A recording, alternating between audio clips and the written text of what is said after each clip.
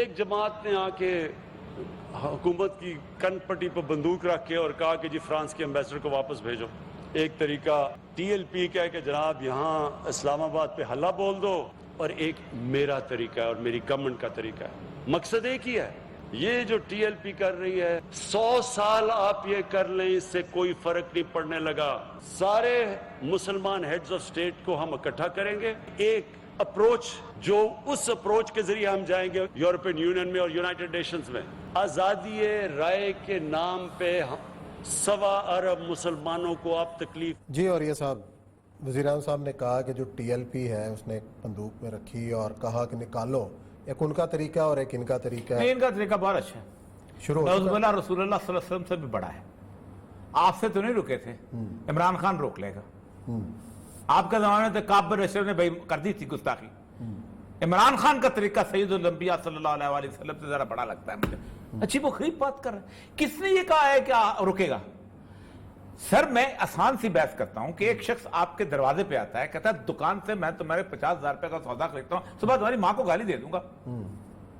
آپ کہتے ہیں نہیں میں ذرا محلے داروں کو اکٹھا کر لیتا ہوں تاکہ اس کی گالی دے دیں. وہ کہتا میں بولا جا کے دے دوں گا. کون ہوتا ہے تو میں اپنے گھر میں بیٹھ کے دیتا ہوں. رکتے ہیں. اچھی وہ غریب منطق, عجیب. اور رسول اللہ صلی اللہ علیہ وسلم کے اس تصور کے نام پہ تم منطق کھیل رہے ہو یہاں پر لوگوں کے ساتھ. وہ یار کیا ڈیمانڈ کیا تھے؟ دنیا میں روز سفیر پرسونا نان گراٹا قرار دیے جاتے ہیں. انڈیا کا سفیر روز بھیجتے ہو جنگ رک گئی. انڈیا ہمارا سفیر بھیجتا ہے جنگ رک گئی. کیا اس لیے بھیجے جاتے ہیں کہ جنگ رکے؟ اور جو مسلم کنٹری اکٹھے کرنے لگے کس نے سارا تو آپ کی میں شرط دے کے کرنا اکٹھی کر کے دکھائے مجھے. شرط یا شرط دے کے جو لوگ چاند دیکھنے پہ اکٹھے نہیں ہو سکتے رسول اللہ صلی اللہ علیہ وسلم کی حرمت پہ اکٹھے ہوں گے. مدتوں تو ایسیو کے اندر جو جن کا ہیڈ کوارٹر تھا ایسیو کلچر پہ تھا, اس میں نے بات کی میں نے کہا چاند کی آبزرویٹری اس پہ اکٹھے نہیں ہوتے. جو لوگ ایک جگہ پہ میں نے ایران سعودی عرب کو بیٹھ کے ایک جگہ پہ گفتگو کرانے پہ اکٹھے نہیں ہوتے, یہاں اکٹھے ہو جائیں گے. امپاسبل.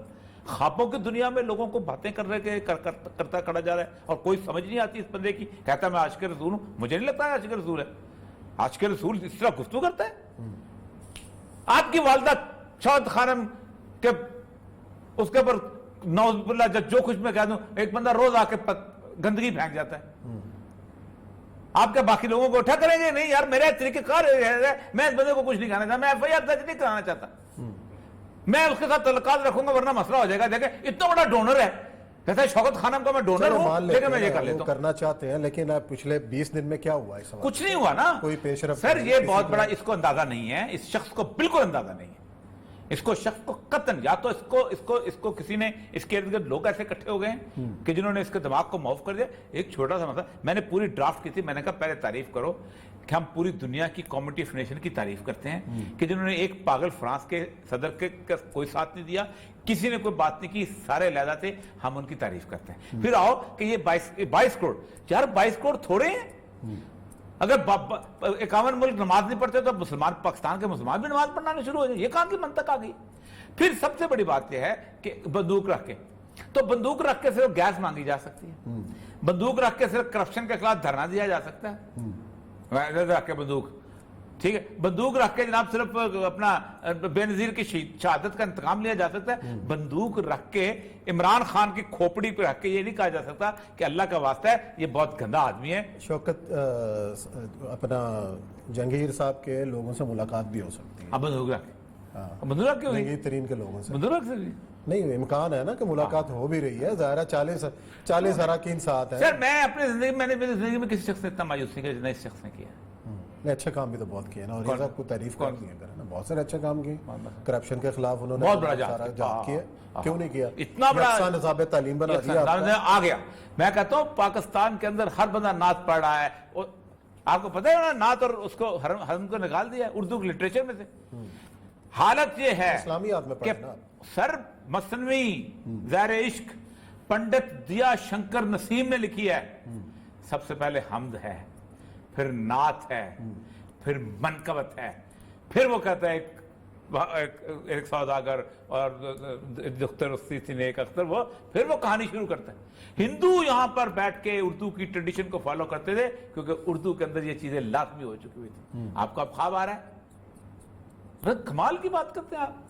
نہ کرو نام یار, مجھے تکلیف ہے کہ رسول اللہ کا نام نہ لو. تمہیں کسی نے مجبور کیا نام لینے کو؟ جب تم نام لیتے تھے ہم نے آنسوؤں کے ساتھ تمہارے لیے کارن لکھا ہے. جب تم نام لیا خدا کی قسم میں رش کیا کہ یار اس شخص کمال کی بات ہے. لیکن جب تمہارے اللہ تعالیٰ نے تم سے ہدایت چھین ہی لی ہے, تم مکمل طور پر سید الانبیاء صلی اللہ علیہ وسلم کے نام کو مذاق کے سمجھنے لگ گئے ہو, تو پھر ہم کیا کہہ سکتے ہیں تمہیں؟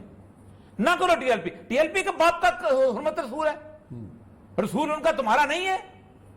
کیوں آنا پڑا ان کو وہاں پر بندوق لے کے؟ اس لیے کہ تم بیٹھے ہوئے تھے وہاں پر اتنے عرصے سے. تم وہاں نہ بیٹھے ہوتے ان کو نہیں آنا پڑتا. تم ان کی سیاست کو دفن کر دیتے پہلے دن, کہتے کہ ہم نہیں بھیج دیتے. اردغان نے واپس بھیجا نا, اس نے کسی کے سینگ کو کاٹ لیے.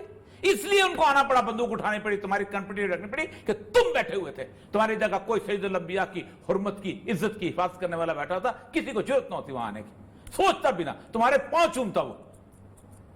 ہم نے اس دن بھی کہا تھا, ہم نے کہا رسول اللہ صلی اللہ علیہ وسلم کی حرمت کے لیے محمد خان ڈاکو بھی کھڑا ہوگا تو میں اس کی جوتیاں اپنے سر پہ رکھوں گا.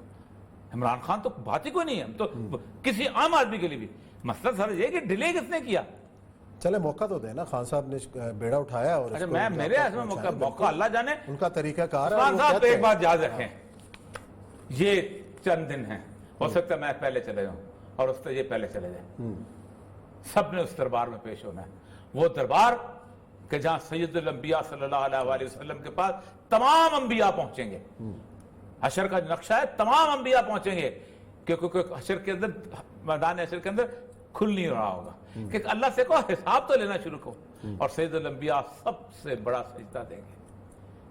اور آپ کہیں گے کہ اللہ کہیں گے سر اٹھاؤ, مجھے یہ بتاؤ جتنی دیر تم نے یہاں کی ہے حرمت رسول کو کے اوپر رسپونڈ کرنے کی, قیامت کے دن اتنی دیر رسول نے کر دی یا اللہ نے کر دی, تمہارے تو پاؤں کانپنے لگ جائیں گے, کسی کو ضرورت نہ ہوتی وہاں آنے کی, سوچتا بھی نہ, تمہارے پاؤں چومتا وہ. ہم نے اس دن بھی کہا تھا, ہم نے کہا رسول اللہ صلی اللہ علیہ وسلم کی حرمت کے لیے محمد خان ڈاکو بھی کھڑا ہوگا تو میں اس کی جوتیاں اپنے سر پہ رکھوں گا. عمران خان تو بات ہی کوئی نہیں ہے, ہم تو کسی عام آدمی کے لیے بھی. مسئلہ سر یہ کہ ڈیلے کس نے کیا؟